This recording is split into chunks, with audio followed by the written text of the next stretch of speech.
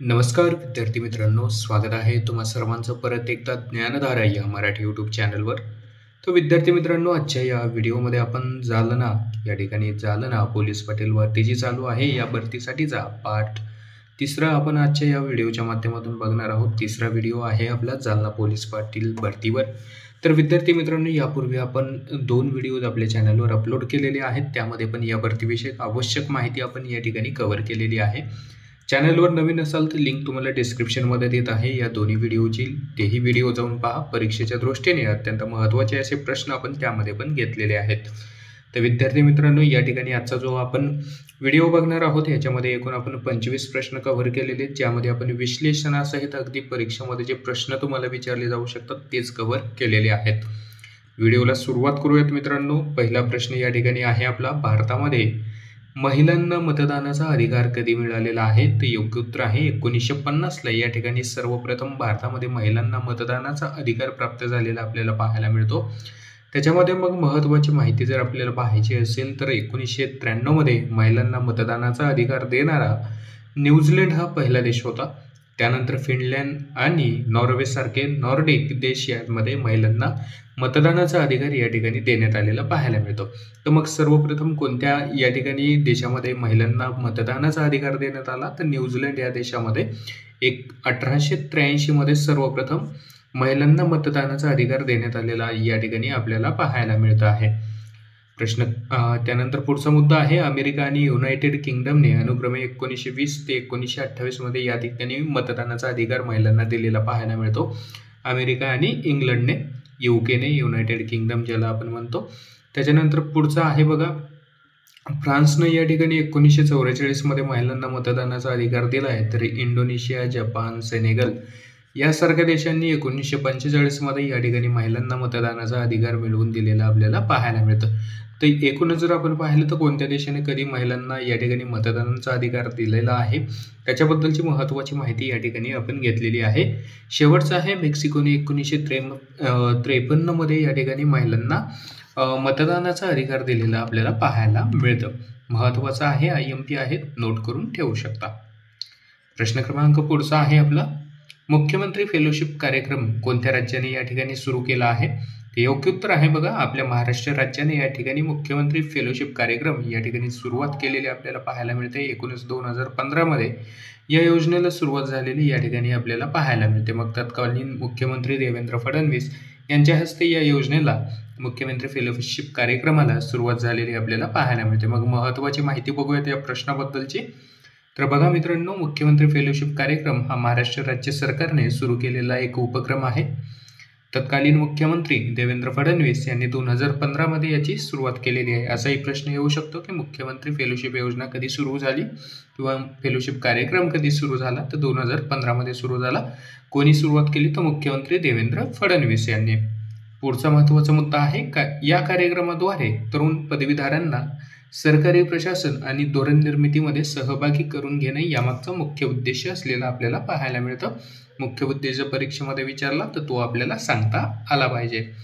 पुढचा मुद्दा आहे, मुख्यमंत्री फेलोशिप हा कार्यक्रम महाराष्ट्र सरकारच्या मुख्यमंत्री कार्यालयातर्फे चालवला जाणारा 12 महिन्याचा फेलोशिप कार्यक्रम आहे. बघा, हा जो फेलोशिप कार्यक्रम आहे हा फक्त 12 महिन्यासाठी आहे. ठीक आहे, 12 महिन्यासाठी याच्यामध्ये तुम्हाला सामील होता येतं. याच्यासाठी ऑनलाईन प्रोसेस असते, एक्झाम असते. त्याच्यानंतर तुम्हाला फेलोशिप कार्यक्रमाअंतर्गत महाराष्ट्र शासनामध्ये या ठिकाणी रुजू करून घेतलं जातं. किती महिन्यांसाठी? तर 12 महिन्यासाठी. कंत्राटी स्वरूपाचा असलेला आपल्याला पाहायला मिळतं. मग तुम्हाला याच्यामध्ये मानधन पण दिलं जातं. त्यानंतर शेवटचा महत्त्वाचा मुद्दा आहे, IIT बॉम्बे एक प्रतिष्ठित शैक्षणिक संस्था या ठिकाणी मुख्यमंत्री फेलोशिप कार्यक्रमास भागीदारी करतो. म्हणजे महाराष्ट्र शासन, मुख्यमंत्री कार्यालय आणि IIT बॉम्बे या दोघांचं संयुक्त मिळून हा फेलोशिप कार्यक्रम सुरू असलेला आपल्याला या ठिकाणी पाहायला मिळते. महत्त्वाचं आहे, महाराष्ट्र शासन कोणत्या संस्थेच्या साहाय्याने या ठिकाणी मुख्यमंत्री फेलोशिप कार्यक्रम चालवतो असा जरी प्रश्न आला तर IIT बॉम्बे आणि महाराष्ट्र सरकार या दोघांचा संयुक्त हा फेलोशिप कार्यक्रम आहे. प्रश्न पुढचा आहे बघा, 3ऱ्या क्रमांकाचा, मराठवाडा विभाग भारतामध्ये कधी विलीन झाला? तर अत्यंत महत्त्वाचं आहे. नुकतंच आपण पाहिलं तर 17 सप्टेंबर हा मराठवाडा मुक्ती संग्राम दिन या ठिकाणी साजरा करण्यात आलेला आहे. तर चालू घडामोडीमध्ये पण हा प्रश्न तुम्हाला विचारला जाऊ शकतो, इतिहासाचा पार्ट म्हणून पण हा प्रश्न तुम्हाला या ठिकाणी विचारला जाऊ शकतो. तर योग्य उत्तर आहे बघा 17 सप्टेंबर 1948ला या ठिकाणी मराठवाडा विभाग जो आहे तो भारतामध्ये विलीन झालेला आपल्याला पाहायला मिळतं. बघा भारत स्वतंत्र झाला 1947ला, परंतु 17 सप्टेंबर 2048 पर्यंत मराठवाडा हा भारतामध्ये सामील नव्हता. हा निजामाच्या अधिपत्याखाली असलेलं पाहायला मिळतं. निजामाच्या अधिपत्याखाली होता हैदराबादचा निजामशाही. ठीक आहे. त्याच्यानंतर जर आपण बघितलं तर 17 सप्टेंबर 1948ला या ठिकाणी मराठवाडा भारतामध्ये विलीन झालेलं पाहायला मिळतं आणि हा मराठवाडा भारतामध्ये विलीन करण्यासाठी हैदराबादवर ऑपरेशन पोलो या ठिकाणी राबवण्यात आलं होतं आणि या ऑपरेशन पोलो अंतर्गत मराठवाडा जो आहे तो भारतामध्ये या ठिकाणी सामील करून घेण्यात आला होता. मग याच्याबद्दल महत्त्वाची माहिती आहे. 17 सप्टेंबर 1948 रोजी मराठवाडा निजामाच्या तावडीतून या ठिकाणी मुक्त झाला. हैदराबाद मुक्ती संग्राम यशस्वी करून मराठवाड्यातील जनतेने निजामाच्या अन्यायाची याविरुद्ध राजवटीविरोधात लढा यशस्वी केलेले या ठिकाणी आपल्याला पाहायला मिळते. पुढचा मुद्दा आहे, तेव्हापासून 17 सप्टेंबर हा दिवस मराठवाडा मुक्ती संग्राम दिन म्हणून साजरा केला जातो. मराठवाडा मुक्ती संग्राम दिन कधी असतो मग 17 सप्टेंबरला दरवर्षी. ठीक आहे. शेवटचा मुद्दा आहे, मराठवाड्यामध्ये छत्रपती संभाजीनगर असेल, जालना, बीड, नांदेड, परभणी, त्याच्यानंतर हिंगोली, लातूर आणि धाराशिव या जिल्ह्यांचा समावेश होतो. मराठवाड्यामध्ये कोणत्या कोणत्या जिल्ह्यांचा समावेश होतो, मग त्याच्यावर जरी प्रश्न आला तर त्याचं उत्तर आपल्याला या ठिकाणी देता आलं पाहिजे. चला आता मग पुढच्या प्रश्नाकडे वळूयात. प्रश्न क्रमांक 4 आहे, स्टार सुपरसोनिक टार्गेट क्षेपणास्त्र हे भारताचे स्वदेशी सुपरसोनिक लक्ष्य क्षेपणास्त्र आहे. हे कोणत्या संस्थेने विकसित केले आहे? तर बघा मित्रांनो, योग्य उत्तर आहे DRDO कडून हे जे काही स्टार सुपरसोनिक क्षेपणास्त्र आहे ते विकसित करण्यात आलेलं आपल्याला या ठिकाणी पाहायला मिळतं. DRDO ही एक भारताची संस्था आहे ज्याच्याकडून या ठिकाणी संरक्षण साहित्य निर्मिती केली जाते. त्याच्यानंतर बघा याच्याबद्दल महत्त्वाची माहिती जर पाहायचं झालं तर उद्दिष्ट काय, तर हवाई संरक्षण प्रणालीच्या चाचणीसाठी शत्रूच्या सुपरसोनिक क्षेपणास्त्राचे अनुकरण करणारे लक्ष्य या ठिकाणी हे क्षेपणास्त्र करतं. त्यानंतर विकसित कोण केले तर DRDO कडून, ज्याला आपण संरक्षण संशोधन आणि विकास संस्था म्हणून या ठिकाणी ओळखत असतो. ठीक आहे. त्याच्यानंतर बघा DRDOचं लॉंग फॉर्म जरी विचारलं तर ते सांगता आलं पाहिजे आपल्याला. त्याच्यानंतर पुढचं महत्त्वाचं आहे, वेग किती आहे मग या क्षेपणास्त्रात, तर मॅक 1.8 ते 2.5 सुपरसोनिक एवढा या ठिकाणी वेग असलेलं पाहायला मिळते. प्रकार आहे जमिनीवरून आणि हवेतून प्रक्षेपित केली जाणार आहे, म्हणजे जमिनीवरून पण मारा करता येतो आणि हवेमधून पण मारा करता येतो. वायुसेनाही वापरू शकते याला आणि थलसेनाही याला वापरू शकते. पुढचा महत्त्वाचा मुद्दा आहे, इंजिन सॉलिड रॉकेट बूस्टर आणि रामजेटचे इंजिन असलेले आपल्याला या ठिकाणी पाहायला मिळतं. पुनर्वापर पॅराशूटमुळे पुन्हा वापरता येते, खर्च कमी होतो. तर हे जे क्षेपणास्त्र आहे मित्रांनो, हे फक्त एकदा वापरलं म्हणजे ते पूर्ण त्याचं त्यानंतर नवीनच बनवावं लागेल असं काही नाही आहे. याचा परत एकदा वापर होऊ शकतो, कारण याच्यामध्ये पॅराशूट बसवण्यात आलेली आहेत. एकदा मारा केल्याच्या नंतर परत याच्यामध्ये अन्नवस्त्र टाकून परत याचा मारा आपल्याला या ठिकाणी करता येतो शत्रूवर. प्रश्न 5वा असणार आहे आपला, जागतिक बॉक्सिंग चॅम्पियनशिप 2025 कोठे आयोजित करण्यात आली आहे? तर बघा योग्य उत्तर आहे लिव्हरपूल, इंग्लंड या ठिकाणी जागतिक बॉक्सिंग चॅम्पियनशिप 2025चं आयोजन या ठिकाणी करण्यात आलेलं आपल्याला पाहायला मिळतं. त्याच्यानंतर महत्त्वाच्या मुद्द्यामध्ये जर पाहिलं तर ठिकाण आहे लिव्हरपूल, इंग्लंड या देशामध्ये. वेळ आहे 4 ते 14 सप्टेंबर 2025 दरम्यान हे जे आयोजन आहे केलं जाणार होतं. त्याच्यानंतर पुढचा महत्त्वाचा मुद्दा आहे की आयोजक कोण आहे, आयोजन कोण केलं आहे, तर वर्ल्ड बॉक्सिंगने या ठिकाणी आयोजन केलेलं आहे. या नवीन आंतरराष्ट्रीय संघटनेने या ठिकाणी आयोजित केलेली स्पर्धा आपल्याला या ठिकाणी पाहायला मिळते असलेली. मुद्दा क्रमांक पुढचा आहे ऐतिहासिक, याच्यामध्ये मग माहिती काय आहे, तर पहिल्यांदाच पुरुष आणि महिला स्पर्धा एकाच ठिकाणी एकत्रितपणे झाल्या आहेत. सहभागी 65 पेक्षा जास्त देश, 550 पेक्षा अधिक बॉक्सर्स यामध्ये सहभागी झाले होते. भारताची कामगिरी काय आहे, तर एकूण 4 पदके यामध्ये भारताने जिंकलेली आपल्याला पाहायला मिळतात. त्यात 2 सुवर्ण पदके जिंकलेली आहेत. त्यानंतर पुढचा मुद्दा आहे मीनाक्षी हुड्डा महिला 48 किलोमध्ये पदक जिंकलंय. जैस्मिन लांबोरिया यांनी 57 किलोमध्ये या ठिकाणी रौप्य पदक जिंकलेलं आपल्याला पाहायला मिळतं. त्यानंतर बघा नुपूर शोरने या ठिकाणी 80 किलोमध्ये कांस्य पदक जिंकले, तर पूजा राणीने 80 किलोमध्ये या ठिकाणी पदक जिंकलेलं आपल्याला पाहायला मिळतं. त्याच्यानंतर विद्यार्थी मित्रांनो प्रश्न पुढचा आहे, 99व्या अखिल भारतीय मराठी साहित्य संमेलनाचे अध्यक्ष कोण बनले आहे? योग्य उत्तर आहे पानिपतकार. पानिपत हे विश्वास पाटील यांचं पुस्तक असलेलं पाहायला मिळतं, त्याच्यावरूनच त्यांना नाव पडलं आहे. पानिपतकार विश्वास पाटील यांना या ठिकाणी 99व्या अखिल भारतीय मराठी साहित्य संमेलनाचा अध्यक्ष या ठिकाणी बनवलेलं आपल्याला पाहायला मिळतं. त्याच्याबद्दल थोडक्यात माहिती पाहूयात. 99वे अखिल मराठी साहित्य संमेलन आयोजित करण्यात आलेलं आहे सातारा या ठिकाणी. ठिकाण आहे छत्रपती शाहू स्टेडियम. संमेलन अध्यक्ष आहेत विश्वास पाटील. स्वागत अध्यक्ष आहेत शिवेंद्र सिंह राजे भोसले. त्यानंतर कितवे आयोजन आहेत? 99वे. बोधचिन्ह काय आहे? तर शीद फडणवीस. कोणी बनवले? याचं बोधचिन्ह कोणी बनवले असा जरी प्रश्न विचारण्यात आला तरी बघा शीद फडणवीस यांनी या ठिकाणी हे मराठी साहित्य संमेलनाचं 2025 या ठिकाणी बोधचिन्ह बनवलेलं आहे मित्रांनो. ठीक आहे, बोधचिन्ह मी तुम्हाला पुढच्या व्हिडिओमध्ये या ठिकाणी ऍड करून देतो कोणतं आहे. आवर्जून तुम्हाला पुढच्या व्हिडिओमध्ये याचं बोधचिन्ह कोणत्या प्रकारचं बनवलंय शीद फडणवीस यांनी ते मी तुम्हाला दाखवून देतो. त्यानंतर पुढचा मुद्दा आहे किती वर्षांनी हे आयोजन करण्यात आले? तर 32 वर्षानंतर साताऱ्यामध्ये या मराठी साहित्य संमेलनाचं आयोजन करण्यात आलेलं आपल्याला पाहायला मिळतं. याच्यापूर्वी 1905 मध्ये, 1962 मध्ये, 1993 मध्ये या साताऱ्यामध्ये मराठी साहित्य संमेलन आयोजित केले गेलेलं आपल्याला पाहायला मिळते. महत्त्वाचं आहे, IMPS स्क्रीनशॉट काढून घ्या, परीक्षेमध्ये प्रश्न तुम्हाला विचारला जाऊ शकतो. त्यानंतर प्रश्न 7वा बघणार आहोत. नेपाळच्या पहिल्या महिला पंतप्रधान कोण बनल्या आहेत? ते योग्य उत्तर आहे सुशीला कार्की. ह्या नेपाळच्या पहिल्या महिला या ठिकाणी पंतप्रधान बनलेले आहेत. तर आपल्याला माहिती आहे की काही दिवसापूर्वी नेपाळमध्ये जे आंदोलन चालू होतं, जैन झी नावाचं या ठिकाणी आंदोलन या ठिकाणी चालू असलेलं पाहायला मिळत होतं. आणि या आंदोलनानंतर नेपाळचं जे पूर्वीचं सरकार होतं ते पूर्वीचे सरकार अस्तित्वात राहिलेलं नाही. त्याच्यामुळे सुशीला कार्की आता नेपाळच्या नवीन पंतप्रधान या ठिकाणी बनलेले आहेत. मग त्याच्याविषयी थोडक्यात माहिती पाहूयात. सुशीला कार्की यापूर्वी न्यायमूर्ती होत्या. हे सरकारी अस्थायी अंतरिम आहे. हे सरकार पुढच्या निवडणुकीपर्यंत फक्त ह्या पंतप्रधान राहणार आहेत. त्याच्यानंतर मग जे पण कोणी निवडून येईल, जो पण पक्ष निवडून येईल त्याच्यानुसार मग पंतप्रधान या ठिकाणी ठरवले जाणार आहेत. पुढचा मुद्दा आहे आधीचे पंतप्रधान KP शर्मा ओली यांनी तरुणांच्या आंदोलनामुळे या ठिकाणी राजीनामा दिला आहे. तर हेच आंदोलन होतं झेड नावाचं या ठिकाणी आंदोलन होतं. या आंदोलनामुळे या ठिकाणी KP ओली यांनी आपल्या पदाचा राजीनामा दिला होता व ते देश सोडून बाहेर निघून गेलेले होते. त्याच्यानंतर मग सुशीला कार्की यांच्याकडे नेपाळचं आता पंतप्रधान पद आलेलं आहे.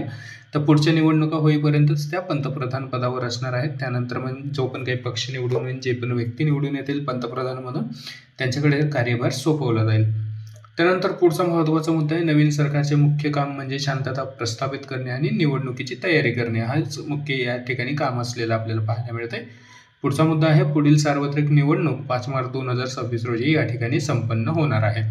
तर बघा नेपाळमध्ये पुढची जी निवडणूक आहे 5 मार्च 2026 मध्ये होणार आहे. तर आता कार्की जे आहेत 5 मार्च 2026 पर्यंत या ठिकाणी पंतप्रधान पदावर कार्यरत असतील. महत्त्वाचं आहे नेपाळ देशामध्ये जे आंदोलन चालू होतं याच्यावर प्रश्न विचारला जाऊ शकतो तुम्हाला की नेपाळ या देशामध्ये काही दिवसापूर्वी जे आंदोलन चर्चेत होतं तर ते आंदोलन कोणतं होतं?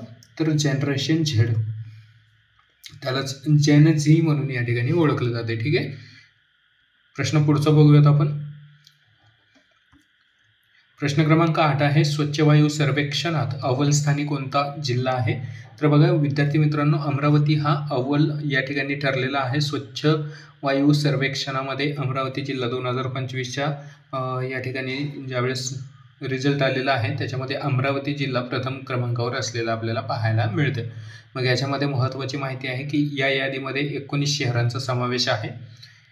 130 शहरामधील राष्ट्रीय स्वच्छ हवा कार्यक्रम अंतर्गत या शहरांना त्यांच्या वायू गुणवत्तेतील सुधारणा, पर्यावरण संरक्षण, जलसंवर्धनातील उत्कृष्ट कार्यासाठी सन्मानित करण्यात आलेले आहे. पुढचा मुद्दा आहे महाराष्ट्रातील अमरावती जिल्ह्याने 3 ते 10 लाख लोकसंख्या असलेल्या शहरांच्या श्रेणीमध्ये या ठिकाणी प्रथम क्रमांक पटकावला आहे. असाही प्रश्न तुम्हाला येऊ शकतो. जे स्वच्छ या ठिकाणी वायू संवर्धन होतं, स्वच्छ वायू सर्वेक्षण होतं, याच्यामध्ये जर आपण पाहिलं तर अमरावती शहराचा प्रथम क्रमांक हा 3 ते 10 लाख लोकसंख्येच्या शहरामध्ये आलेला आहे. 3 ते 10 लाख लोकसंख्येच्या शहराच्या यादीमध्ये प्रथम क्रमांक आलेला आहे. ठीक आहे, हे IMP आहे, मुद्दा नोट करून ठेवा. पुढचा मुद्दा आहे केंद्रीय पर्यावरण, वने आणि हवामान बदल मंत्री भूपेंद्र यादव यांच्या हस्ते अमरावती शहराला प्रशस्ती पत्रक आणि रोख रक्कम देऊन या ठिकाणी गौरवण्यात आलेले आहे. प्रश्न पुढचा बघणार आहोत.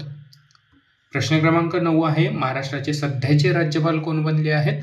तर बघा, यापूर्वी महाराष्ट्राचे राज्यपाल जे होते ते CP राधाकृष्ण. ठीक आहे, राधाकृष्णन, CP राधाकृष्णन हे महाराष्ट्राचे या ठिकाणी राज्यपाल होते. आता ते भारताचे या ठिकाणी उपराष्ट्रपती बनलेले आहेत. ठीक आहे, भारताचे उपराष्ट्रपती बनलेले आहेत, त्याच्यामुळं महाराष्ट्राचं राज्यपालपद हे यांना सोडावं लागलं होतं. त्याच्यानंतर हे उपराष्ट्रपती बनल्याच्या नंतर महाराष्ट्राचे जे राज्यपाल आहेत आचार्य देवव्रत हे बनलेले आहेत. यांच्याकडे अतिरिक्त कार्यभार या ठिकाणी देण्यात आलेला आहे. अतिरिक्त कार्यभार या ठिकाणी यांच्याकडे देण्यात आलेला आहे. हे सध्या गुजरातचे राज्यपाल म्हणून कार्यरत होते. ठीक आहे, CP राधाकृष्ण हे उपराष्ट्रपती पदावर या ठिकाणी निवड झाल्याच्या नंतर आचार्य देवव्रत यांच्याकडे महाराष्ट्राच्या या ठिकाणी अतिरिक्त कार्यभार देण्यात आलेला आहे. तर सध्या हे गुजरात आणि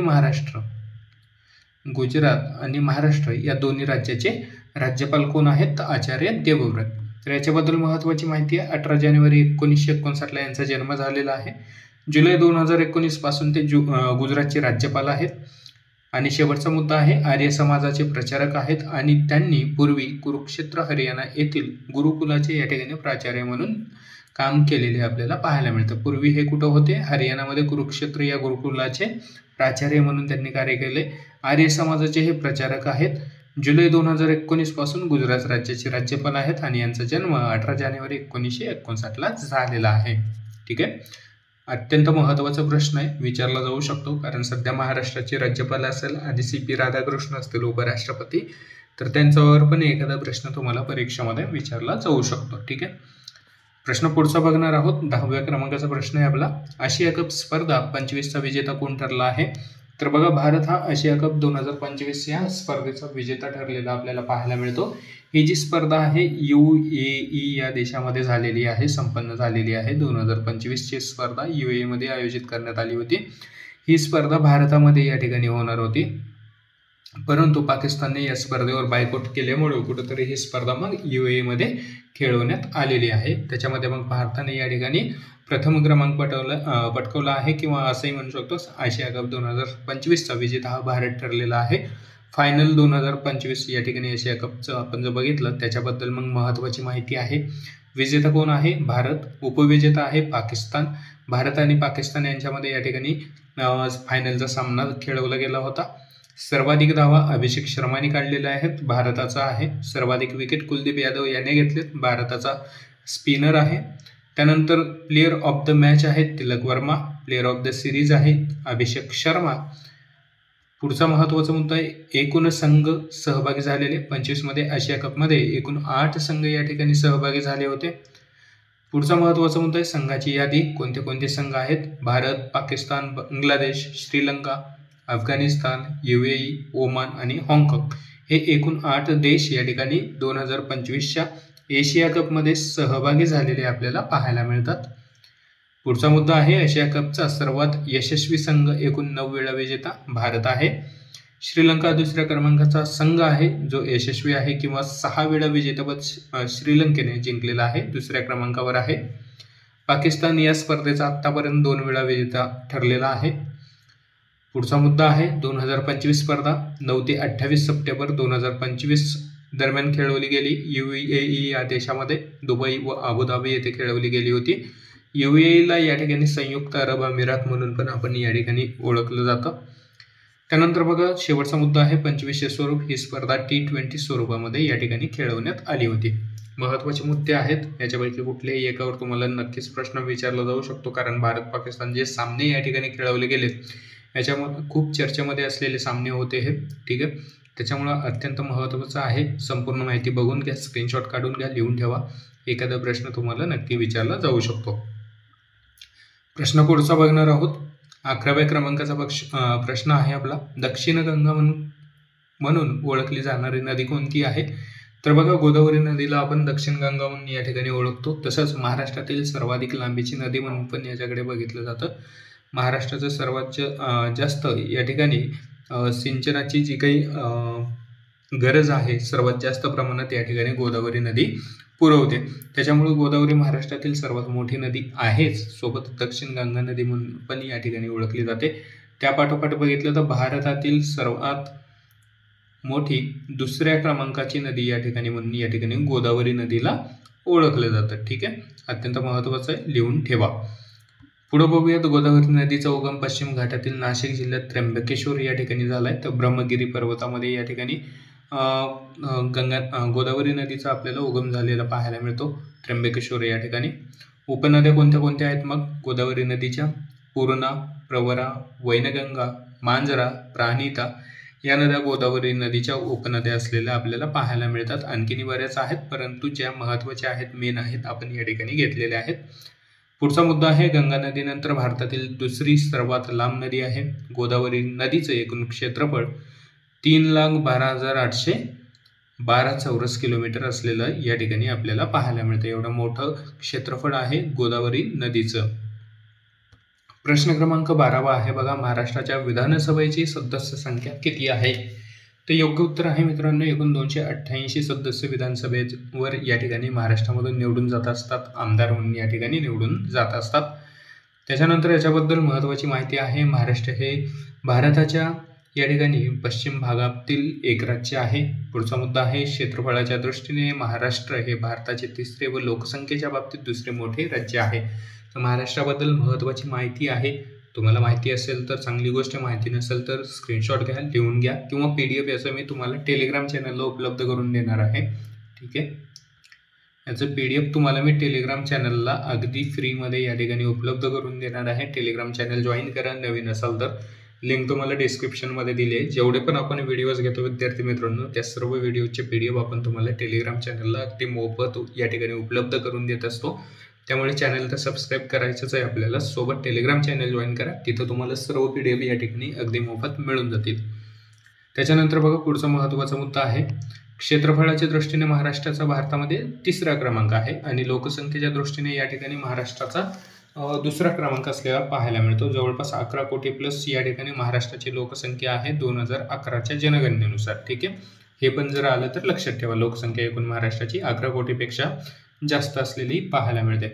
त्याच्यानंतर आपल्याला पुढचा मुद्दा या ठिकाणी पाहायचा होता की महाराष्ट्र राज्याची सीमा ही गुजरात, मध्य प्रदेश, छत्तीसगड, तेलंगणा, कर्नाटक, गोवा, दादरा आणि नगर हवेली या केंद्रशासित प्रदेशांशी जोडलेली आपल्याला पाहायला मिळते. एकूण मग कोणत्या कोणत्या राज्याची या ठिकाणी सीमा आहे हे जरी विचारण्यात आला तर तो पण प्रश्न इथं आपला सोडवला जाऊ शकतो. पुढचा मुद्दा आहे, राज्याच्या पश्चिमेला अरबी समुद्र एकूण 720 किलोमीटर लांबीचा आहे. विद्यार्थी मित्रांनो, याच्यामध्ये बघा 2025 मध्ये या ठिकाणी केंद्र सरकारकडून जी काही आपल्या देशाची समुद्री सीमा आहे त्याचं परत या ठिकाणी मोजणी करण्यात आलेली आहे. त्या मोजणीनुसार या ठिकाणी जी समुद्री सीमा आहे ती वाढलेली आहे, परंतु 720 जर तुम्हाला पर्यायामध्ये असेल तर उत्तर तुम्हाला हेच द्यायचं आहे. नवीन जी काही सागरी सीमा आहे त्याच्याबद्दलचा एक व्हिडिओ ऑलरेडी आपण चॅनलवर टाकलाय. कोणत्या राज्याची किती सागरी सीमा वाढलेली आहे त्याच्याबद्दलची सविस्तर माहिती आपण त्या ठिकाणी कव्हर केली आहे. तुम्हाला लिंक डिस्क्रिप्शनमध्ये देतो, त्याची मी तो व्हिडिओ पाहून घ्या. नवीन समुद्र सीमा भारताची किती आहे, महाराष्ट्राची किती आहे, मग महाराष्ट्रामध्ये कोणत्या जिल्ह्याला सर्वाधिक समुद्र किनारा आहे, नवीन मोजणीनुसार सर्वात कमी कोणत्या जिल्ह्याला आहे, त्याच्याबद्दलचे सर्व प्रश्न आपण त्यामध्ये कव्हर केलेले आहेत. लिंक तुम्हाला डिस्क्रिप्शनमध्ये मिळून जाईल. पुढचा महत्त्वाचा मुद्दा आहे, राज्याच्या पश्चिमेला अरबी समुद्र 720 किलोमीटरची किनारपट्टी आहे. यालाच आपण कोकण किनारपट्टी म्हणून या ठिकाणी ओळखतो. ठीक आहे, पूर्ण कोकणाला या ठिकाणी समुद्र किनारा आहे. मग कोणते कोणते जिल्हे येतात कोकणामध्ये कमेंटमध्ये सांगा. प्रश्न पुढचा आहे, 11,23,72,972 लोकसंख्या असलेल्या महाराष्ट्राची राजधानी मुंबई आहे, उपराजधानी नागपूर आहे. ठीक आहे, त्यानंतर ऐतिहासिक आणि शैक्षणिक राजधानी पुणे, या ठिकाणी ऐतिहासिक आणि सांस्कृतिक राजधानी पुणे आहे. ऐतिहासिक राजधानी या ठिकाणी कोल्हापूर आहे. ऐतिहासिक राजधानी कोल्हापूरला ओळखलं जातं. सोबतच पर्यटन राजधानी छत्रपती संभाजीनगर या ठिकाणी पर्यटन राजधानी. व्यवस्थित परत एकदा बघा. पर्यटन राजधानी आहे छत्रपती संभाजीनगर. ठीक आहे. पुणे ही कोणती आहे? सांस्कृतिक आणि शैक्षणिक. ऐतिहासिक कोल्हापूर. उपराजधानी नागपूर. ठीक, हे महत्त्वाचं आहे. IMPA लक्षात ठेवा, विचारलं जाऊ शकतं. ठीक आहे. त्यानंतर पुढचा मुद्दा बघूयात आपण. मध्ययुगीन महाराष्ट्र सातवाहन राजवंश, राष्ट्रकूट राजवंश, पश्चिम चालुक्य, मुघल आणि मराठ्यांचं साम्राज्य या ठिकाणी महाराष्ट्रावर असलेलं पाहायला मिळते. एवढ्या सत्ता महाराष्ट्रावर असलेलं आपल्याला पाहायला मिळतात मध्ययुगीन काळामध्ये. त्याच्यानंतर प्रश्न क्रमांक 13 आहे. सौरमालेत सर्वाधिक उपग्रह असणारा ग्रह कोणता? तर शनी हा सौरमालेमध्ये सर्वाधिक उपग्रह असणारा ग्रह आहे. जवळपास बघा, आपण जर बघितलं तर एकूण 146 उपग्रह आहेत या ठिकाणी शनीला. त्याच्यामध्ये मग महत्त्वाच्या माहितीमध्ये सौरमालेत सर्वाधिक उपग्रह चंद्र असणारा शनी ग्रह आहे, ज्याला एकूण 146 उपग्रह आहेत. पुढचा मुद्दा आहे. शनी हा वायूंचा महाकाय ग्रह असून तो बृहस्पतीनंतर सौरमालिकेतील दुसरा सर्वात मोठा ग्रह आहे. ठीक आहे. शेवटचा मुद्दा आहे. शनीच्या कक्षेत सध्या 146 उपग्रह फिरत आहेत, ज्यामुळे त्यांनी बृहस्पतीला मागे टाकत सर्वाधिक चंद्र असलेला ग्रह होण्याचा या ठिकाणी मान मिळवलेला आहे. प्रश्न पुढचा आहे. 14व्या क्रमांकाचा या ठिकाणी प्रश्न आहे. कोणत्या नदीला आसामचे दुःखाश्रू म्हणून या ठिकाणी संबोधलं जातं? तर बघा, ब्रह्मपुत्रा या नदीला आसामचं दुःखाश्रू म्हणून या ठिकाणी ओळखलं जातं. काय बरं म्हटलं जातं आसामचं दुःखाश्रू? तर प्रत्येक वर्षी या ब्रह्मपुत्रा नदीमुळे आसाममध्ये पूरस्थिती निर्माण होते, त्याच्यामुळे ब्रह्मपुत्रा नदीला या ठिकाणी आसामचं दुःखाश्रू म्हणून या ठिकाणी ओळखलं जातं. याच्याबद्दल महत्त्वाची माहिती बघूयात. उगम होतो ब्रह्मपुत्रा नदीचा तिबेटमध्ये. लांबी आहे 2900 किलोमीटर, 2900 किलोमीटर. पाणलोट क्षेत्राचं क्षेत्रफळ आहे 6,51,334 चौरस किलोमीटर. कोणत्या देशामधून वाहते? तर चीन, भारत आणि बांगलादेशामधून वाहते. बांगलादेशमध्ये जाऊन बंगालच्या उपसागरामध्ये ही विलीन होते. ठीक आहे, बंगालच्या उपसागरामध्ये जाते. त्यानंतर पुढचा मुद्दा आहे. ब्रह्मपुत्रा भारताच्या अरुणाचल प्रदेश राज्यामध्ये प्रवेश करते. तर बघा, तिबेटमध्ये याचा उगम होतो, त्यानंतर अरुणाचलमध्ये येते. ठीक आहे. त्याच्यामुळे या ठिकाणी ब्रह्मपुत्रा नदीला या ठिकाणी आपण जर बघितलं तर आसामचे दुःखाश्रू म्हणून या ठिकाणी ओळखलं जातं. ब्रह्मपुत्रा नदी तिबेटमधून अरुणाचलमध्ये प्रवेश करते आणि नंतर पुढे वाहत जाते. त्यानंतर बांगलादेशमध्ये जाऊन बंगालच्या उपसागरामध्ये विलीन होते. प्रश्न पुढचा आहे. 15व्या क्रमांकाचा प्रश्न आहे आपला. हैदराबाद मुक्तीसंग्रामाचे नेतृत्व कोणी केले? तर बघा, स्वामी रामानंद तीर्थ यांनी हैदराबाद मुक्तीसंग्रामाचं नेतृत्व केलेलं पाहायला मिळतं. महत्त्वाच्या माहितीमध्ये हैदराबाद मुक्ती संग्रामासाठी ऑपरेशन पोलो या ठिकाणी राबवण्यात आलं होतं. त्यानंतर पुढचा मुद्दा आहे. 17 सप्टेंबर 1948ला हैदराबाद संस्थान निजामाच्या राजवटीतून मुक्त झाले आणि भारताच्या संघराज्यामध्ये सामील झाले. मेजर जनरल चौधरी यांनी 13 सप्टेंबर 1948 रोजी पहाटे 4 वाजता सोलापूरहून भारतीय सैन्याची एक तुकडी मेजर जनरल चौधरी यांच्या नेतृत्वाखाली हैदराबादमध्ये दाखल झाली होती या ऑपरेशन पोलो अंतर्गत. ठीक आहे. मग सैन्याचं नेतृत्व कोण केलं असा जरी प्रश्न आला तर मेजर जनरल चौधरी यांनी भारतीय सैन्याचं नेतृत्व केलं होतं ऑपरेशन पोलो राबवण्यासाठी. आणि संपूर्ण मराठवाडा मुक्ती संग्रामाचं नेतृत्व कोणी केलंय?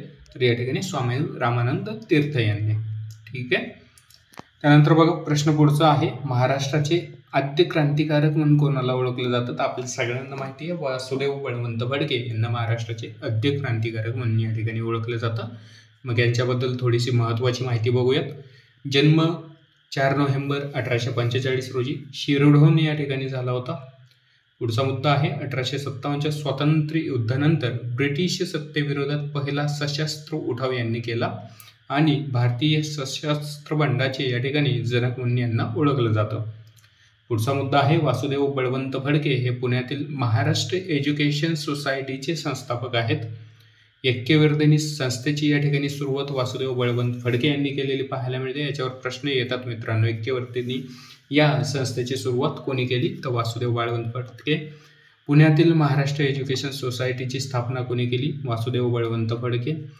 मुद्दा पुढचा आहे. 1874 मध्ये पुणे नेटिव्ह इन्स्टिट्यूशन ही शाळा सुरू करून स्वदेशीचा पुरस्कार या ठिकाणी करण्याचा प्रयत्न त्यांनी केला. पुढचं आहे पुणे नेटिव्ह इन्स्टिट्यूशनची सुरुवात कधी झाली आणि कोणी केली? तर 1874 मध्ये वासुदेव बळवंत फडके यांनी. त्यानंतर बघा महत्त्वाचं आहे, स्क्रीनशॉट काढा तुम्ही, 1 मिनिट स्क्रीनशॉट काढून घ्या हे, कारण याच्यामध्ये जी संस्थांची स्थापना आहे ना मित्रांनो, त्याच्यावर प्रश्न बरेच परीक्षांमध्ये विचारले जातात. महाराष्ट्र एज्युकेशन सोसायटी, ऐक्यवर्धिनी संस्था आणि त्यानंतर पुणे नेटिव्ह इन्स्टिट्यूशन 1874 मध्ये. ठीक आहे, याचा स्क्रीनशॉट घ्या तुम्ही, हे परीक्षेमध्ये विचारलं जाऊ शकता. प्रश्न 17 आहे आपला, कोणत्या राज्याने फणस या फळाला राज्यफळाचा दर्जा दिलाय? तर योग्य उत्तर केरळ. केरळ राज्याने या ठिकाणी फणसाला आपलं राज्यफळ म्हणून घोषित केलेलं आहे. त्यानंतर बघा केरळ आणि तमिळनाडू राज्याने फणस या फळाला राज्यफळाचा दर्जा दिलेला आहे. केरळ बरोबरच तमिळनाडू राज्यामध्ये पण या ठिकाणी फणसाला राज्यफळाचा दर्जा देण्यात आलेला आहे ऑलरेडी. त्यानंतर केरळने मार्च 17 मध्ये कृषी विभागाच्या प्रस्तावानुसार जॅक फ्रूटला राज्यफळ म्हणून या ठिकाणी घोषित केलेलं आहे. ठीक आहे, महाराष्ट्राचं मग राज्यफळ काय आहे? महाराष्ट्राचं राज्यफळ, राज्यफूल, त्यानंतर महाराष्ट्राचा राज्य प्राणी, राज्य पक्षी. सांगा कमेंटमध्ये विद्यार्थी मित्रांनो. प्रत्येक प्रश्न आपल्याला महत्त्वाचा आहे, प्रत्येक प्रश्न आपल्याला विचारला जाऊ शकतो. 1 ते 2 मार्कांना आपला रिझल्ट येण्यासाठी, रिझल्ट जाण्यासाठी अत्यंत महत्त्वाचे आहेत. छोटे छोटे प्रश्न आहेत. महाराष्ट्राचा राज्य प्राणी, ठीक आहे, राज्यफूल, त्यानंतर महाराष्ट्राचं राज्य पक्षी, त्यानंतर महाराष्ट्राचं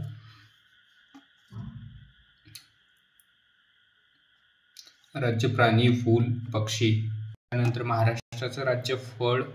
ठीक आहे, हे सगळं कमेंटमध्ये सांगायचे तुम्हाला. कोणाकोणाला माहिती आहे त्यांनी सर्वांनी कमेंट करा, अन्यथा पुढच्या व्हिडिओमध्ये हे प्रश्न आपण घेऊयात. ठीक आहे, त्यानंतर पुढचा प्रश्न बघूयात.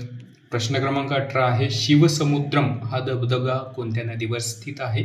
तर कावेरी नदीवर हा धबधबा असलेलं पाहायला मिळतं. कावेरी नदीच्या प्रवाहामुळे हा धबधबा तयार होतो. या धबधब्याचे पाणी 2 मुख्य धबधब्यांमध्ये विभागले जाते, ज्याला आपण गगनचुक्की आणि बाराचुक्की म्हणून या ठिकाणी ओळखतो. शेवटचा मुद्दा आहे, 1902 मध्ये या धबधब्याच्या ठिकाणी आशियातील पहिला जलविद्युत प्रकल्प या ठिकाणी उभारण्यात आलेला पाहायला मिळतो. यालाच आपण शिवसमुद्रम जलविद्युत प्रकल्प म्हणून या ठिकाणी ओळखतो. 1902 मध्ये या ठिकाणी स्थापन करण्यात आलेला आहे आशियातील पहिला जलविद्युत प्रकल्प. प्रश्न 19 आहे, संपत्तीचा अधिकार कोणत्या घटनादुरुस्तीनुसार वगळण्यात आला? योग्य उत्तर आहे 44व्या घटनादुरुस्तीनुसार या ठिकाणी संपत्तीचा अधिकार वगळण्यात आलेला आपल्याला पाहायला मिळतं. महत्त्वाच्या मुद्द्यामध्ये आहे, 1978च्या 44व्या घटनादुरुस्तीनुसार मूलभूत हक्कांच्या यादीतून वगळण्यात आला आहे. या घटनादुरुस्तीनंतर कलम 300A नुसार मालमत्तेचा अधिकार कायदेशीर अधिकार या ठिकाणी बनला आहे. 300A नुसार. ठीक आहे, त्यानंतर बघा पुढचा महत्त्वाचा मुद्दा आहे, 300A काय आहे? तर या घटनादुरुस्तीनुसार 300A हे घटनेमध्ये समाविष्ट केले गेले, ज्यामध्ये असे नमूद करण्यात आले आहे की कोणत्याही व्यक्तीला कायद्याच्या अधिकाराशिवाय त्याच्या मालमत्तेपासून वंचित केले जाऊ शकत नाही. त्यानंतर बघा प्रश्न क्रमांक पुढचा आहे आपला, प्रार्थना समाजाची स्थापना कोणी केली? तर योग्य उत्तर आहे आत्माराम पांडुरंग तरखडकर यांनी या ठिकाणी प्रार्थना समाजाची सुरुवात केलेली आपल्याला पाहायला मिळते, स्थापना केलेली पाहायला मिळते. तर याच्याबद्दल महत्त्वाची माहिती आहे, प्रार्थना समाज ही सुधारणा चळवळीवर आधारित ब्रिटिश भारतातील बॉम्बेमधील या ठिकाणी धार्मिक आणि सामाजिक सुधारणांची चळवळ होती. स्थापना झालेली आहे 31 मार्च 1867 मध्ये. आत्माराम पांडुरंग तरखडकर यांचा जन्म 23 डिसेंबर 1823ला झालेला आहे, तर मृत्यू 26 एप्रिल 1898 मध्ये झालेला आपल्याला पाहायला मिळतो. त्यानंतर बघा प्रश्न क्रमांक 21 आहे, पानिपतची दुसरी लढाई कोणामध्ये झाली होती? योग्य उत्तर आहे दिल्लीचा सम्राट हेमू आणि मुघल सम्राट अकबर या दोघांमध्ये या ठिकाणी पानिपतची दुसरी लढाई आपल्याला झालेली पाहायला मिळते. दिल्लीचा सम्राट होता हेमचंद्र, या ठिकाणी विक्रमादित्य त्याला हेमू म्हणून ओळखलं जायचं. तर मुघल सम्राट अकबर या दोघांमध्ये या ठिकाणी पानिपतची दुसरी लढाई आपल्याला झालेलं पाहायला मिळतं. मग पानिपतचा जर विचार केला तर एकूण 3 लढाया पानिपतमध्ये झालेल्या आहेत. मग त्या 3 लढाया कोणत्या कोणत्या आहेत, मग त्याची डेट काय आहे, कोणत्या कोणत्या तारखेला झाले, पुढे बघूयात आपण ते. यामध्ये जर आपण पाहिलं तर 1526 मध्ये या ठिकाणी अफगाण योद्धा बाबर आणि लोधी इब्राहिम लोदी या दोघांमध्ये पहिली पानिपतची लढाई झालेली पाहायला मिळते आपल्याला 1526 मध्ये. दुसरी कधी झाली आहे तर 5 नोव्हेंबर 1556 मध्ये दिल्लीचा सम्राट हेमू आणि त्याच्यानंतर मुघल सम्राट अकबर या दोघांमध्ये. तिसरी लढाई झाली आहे या ठिकाणी, तिसरे युद्ध या ठिकाणी झालेलं आहे मराठे आणि अफगाणिस्तानचा अहमद शाह दुरानी या दोघांमध्ये. तर 1761 मध्ये या ठिकाणी तिसरी लढाई आपल्याला झालेली पाहायला मिळते. ठीक आहे, 1761 मध्ये तिसरी लढाई झाली.